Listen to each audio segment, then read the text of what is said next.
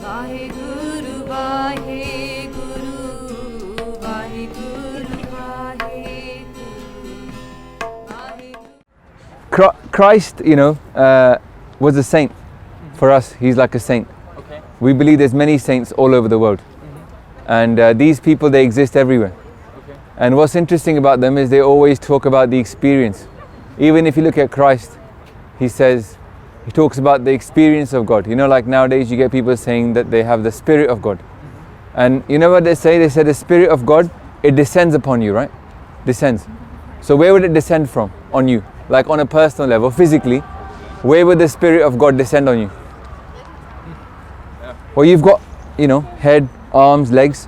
Where would it come from? The Spirit of God would descend upon you from your head, right? Because that's the highest part on your body. Agreed? Yeah? And that's what we call here. You see there the 10th gate? That this is a spiritual power. You get to experience God from the top of your head. So for us, the important thing is that a human being, when they meditate, they start to experience God.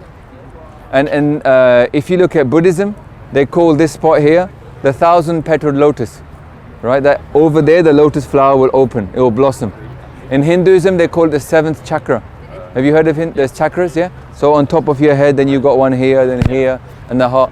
So you got 7 chakras, and the 7th one is here. We call this the 10th gate.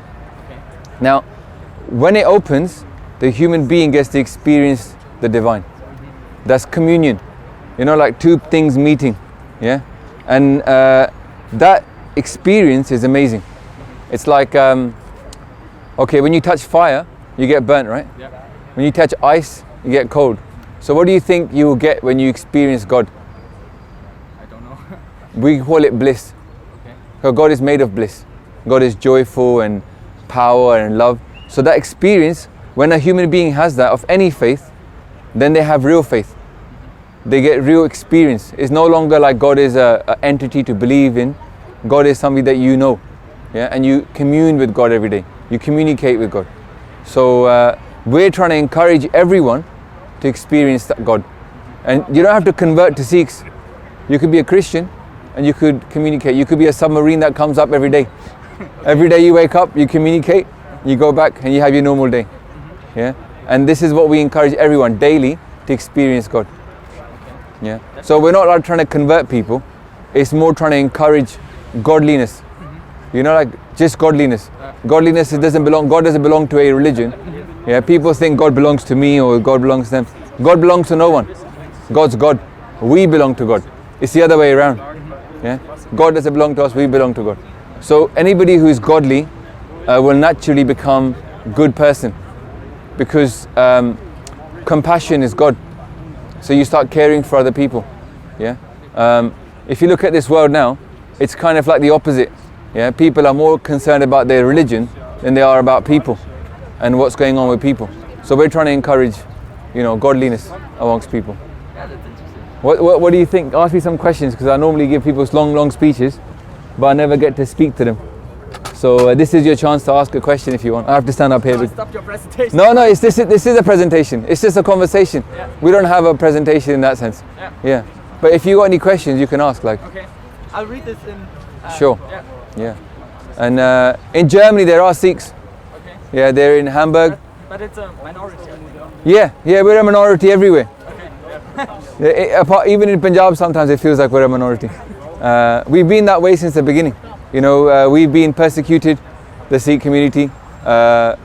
When we started 500 years ago, the Sikh community had two big cultures around it, the Hindu culture and the Islamic culture. And both of them said, oh, you're one of us, right? We were like, no, the gurus, so we had 10 gurus, right? The gurus, they said they're getting this information from God direct, the truth. And they came to teach everyone. The gurus didn't say, oh, we've come to make one religion only. They said, we've come to spread this truth to all religions. So what's interesting is the Guru Granth Sahib Ji is the only scripture which you'll have verses, the Guru is written to a Hindu. But not saying you got to convert, but saying, here's how to become a better Hindu, a Hindu who's closer to the truth. Then there's verses that are written for Muslims, where the Guru says to a Muslim, this is the kind of Muslim you should be. Which is interesting, right? Because he's not saying convert to Sikhism, but he's saying if you want to be a Muslim, then be this kind of Muslim, right? Which is a Muslim that will be closer to the truth. So he was like, I know the truth, but some of you won't convert. Some of you will stay in your faith. So I better just teach you how to be better people, right? So it's not about conversion, it's more about bringing people to the truth. Do you believe in God? Yeah? Why not? Why not? Why not? Yeah, why not? No harm in believing in God, right? God doesn't beat you if you believe in Him. What do you think God to be? Do you think God only has one religion that is a true religion, or? I don't think so. But I think there are many people who think that in that way. So Yeah. who think that their way is the true, is the correct way. Yeah. And yeah, but I think But even if you have got the correct way, it doesn't mean the other ways are false. This is the problem. yes, We think opposite of true is false. yeah, But that's not true, right? yeah, Because when you've got like when you go to school, when you do a test, and in the test you get 90%, someone else gets 70%. That means your way was more close to the right way, other person was not so close, but doesn't mean they're wrong. They were 70% right. So I don't know why the opposite of true has to be false. It could be true, less true, more true, right? That's how we see religion. We see religion not as a competition of true or false. That is, everybody's there's 100%, and there's people like 90%, 70%, 60%, 20%. You know. So we don't have to fight. It's like you could learn. You could learn from someone, and that could help you to go from 20 to 30 or 30 to 50. You know. The problem with people is that they tend to think true opposite of truth is false. Well, I wanted to ask you, like, in terms of yourself, yeah, you know, like Christ, when he talks about, like, this scripture of Christ that was a bit lost. Have you heard about that? The Dead Sea Scrolls? I don't know what's that in German. I don't know what it is in German either. The Dead Sea is like a place, and they found these scrolls there. And when they found these scrolls, it was interesting because Christ was saying stuff like, the kingdom of God is within you, like inside, right? So in a way, I would say that many Christians today have lost what Christ was talking about. It's got like lost in translation. He said it in Aramaic, then he went to Greek, and from Greek he went to Latin, from Latin he went to German, and he went to English, French. Wrote the Bible. Right, and many different people wrote it. So what was the true message? So when we take the true message, for me, one of the truest things he said is the name of God. You notice that, right? Hallowed be thy name. Your name is great. So what's interesting about that is we actually meditate upon God using God's name. Well, so God has many names. There's no one perfect name of God, right? But let's say you take a name. Let's say you had a name, like the Lord or Father. So how we meditate is we just chant that name again and again. So our Guru gave us a name. It's Waheguru. Wahi means wow. Guru means to go from darkness to light. Enlightener. So God is a great enlightener. So when you experience God, that's when you start to get closer to enlightenment. So that's how great God is, yeah? So we keep saying Waheguru, Waheguru. And that's how we meditate upon God. Like you literally just sit quietly and chant God's name. The Guru doesn't say it's only this name you can chant. So for a Hindu, it might be Hari. For a Muslim, it might be Allah. So, but the key thing is to sit and chant and call God. Not just say the name, but call God.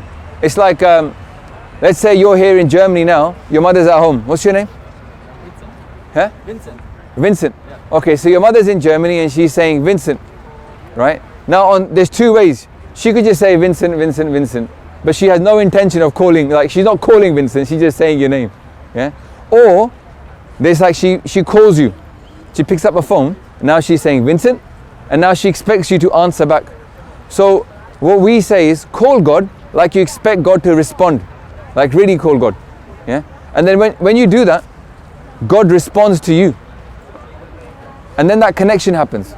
And then it's like, wow, life changes. Because now you can experience God. That needs time to Well, how much time do you think you need? How far is God? yeah. How far is God? Good question. I don't know. Not too far. Not so far. In our scriptures it says God is closer to you than your hands and your feet. Yeah? The closest thing to you is God, because it's inside you. Right? So how much time do you need to call God? But no one's doing it. No one, if you look at the human race, most people, even the ones that are religious, they don't wake up and call God. They say they're religious, but how much time do they spend calling God and saying, God, I want you, I need you, come, show yourself to me. So this is the, if you today, Vincent, went home and you forgot about all religion, forgot about everything, and you just said, God, I'm calling your name. Where are you? That could be the start of a beautiful spiritual journey for you. You know, it could change your life. Yeah? And that's what we're encouraging everyone to do, is don't give up on God because you haven't felt God. Just call God and see what happens next.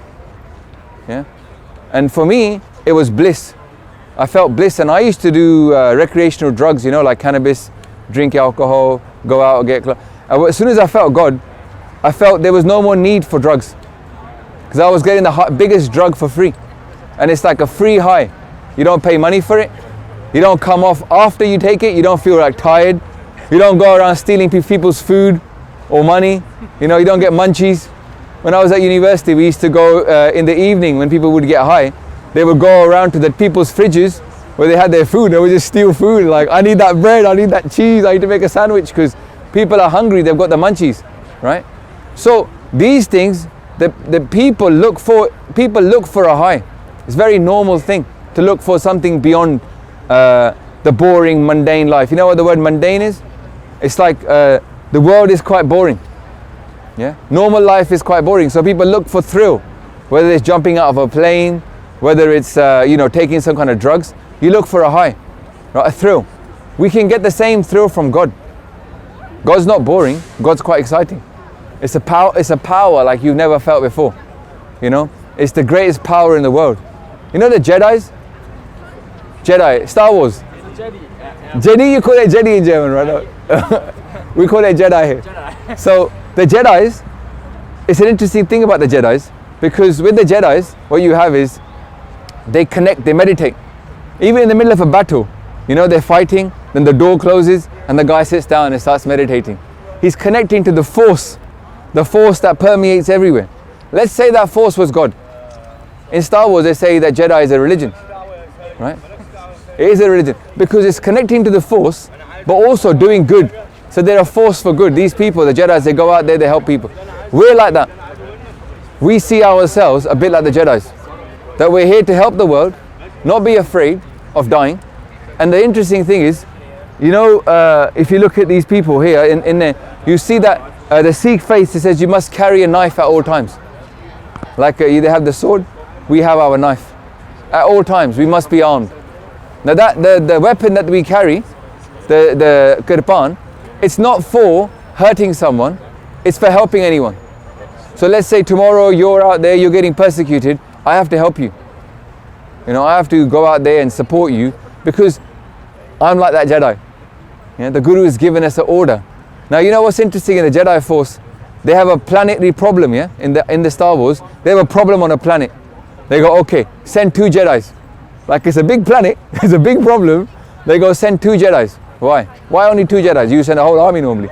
The Jedis are powerful because they connect to the Force and they can do things that normal people can't.